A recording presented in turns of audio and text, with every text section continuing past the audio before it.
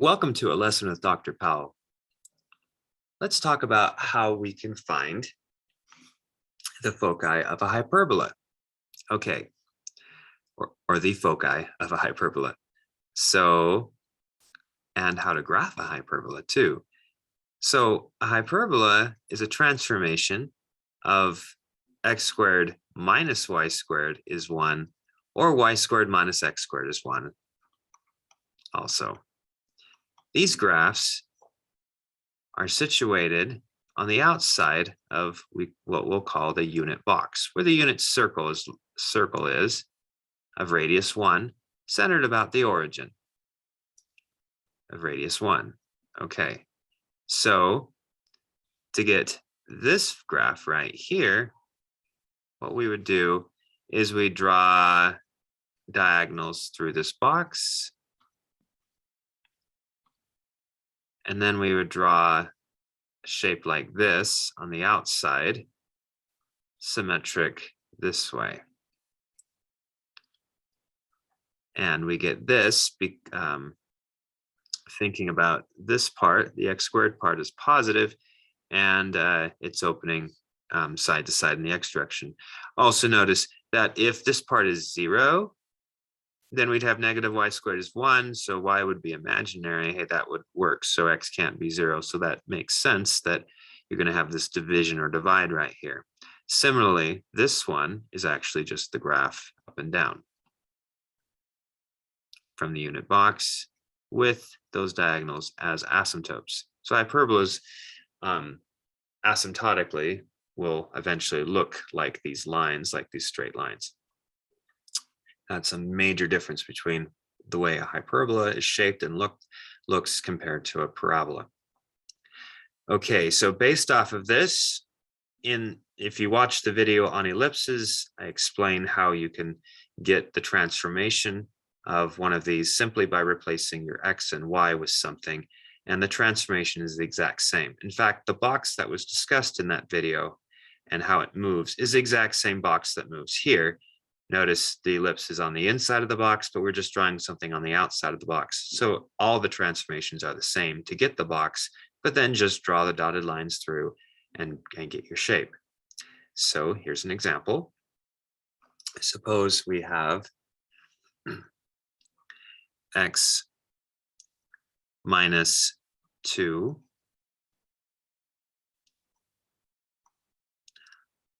x minus 2 all over 3 squared, and let's suppose we have y plus 3 all over 4 squared, and why don't we make this right here a minus, and we set that equal to 1.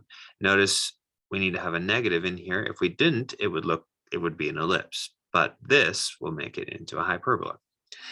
So how do we graph this? Well, we have the center. What makes this 0 is 2. What makes this 0 is negative 3. That's the center point. So we'll just imagine that this point I draw is at that coordinate. Now we move in the x direction back and forth 3.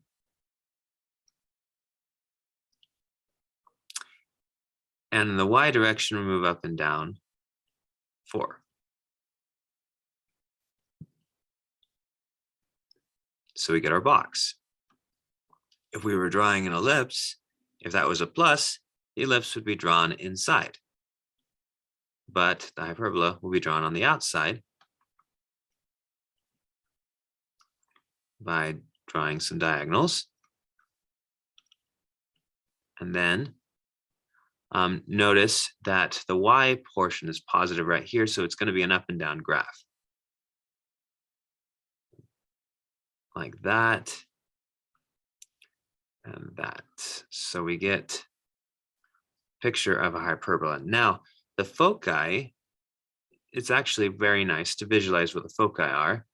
If you just take this diagonal right here and think of it as on a hinge, this is the hinge point right here, and it swings. And it swings up like this, and it lands right there. Similarly, this one swings like that and lands right there. This is the focus, that's the focus. So how do you find this focus or this focus right here? Well, you just need to know what this hypotenuse length is of this particular triangle with a 3 and a 4. It's a 3, 4, 5 triangle. You could use the Pythagorean theorem to see that. 3 squared plus 4 squared, which ends up being 25, which is 5 squared. So the hypotenuse is 5. Swing that over up here. And so the coordinate of this particular focus will be the center point, and then you're going up 5 and down 5. So here you say 2, -3, plus or minus 5, which gives you the points 2, 2, or the point 2, -8. And those are the two foci of the hyperbola. Thanks for watching.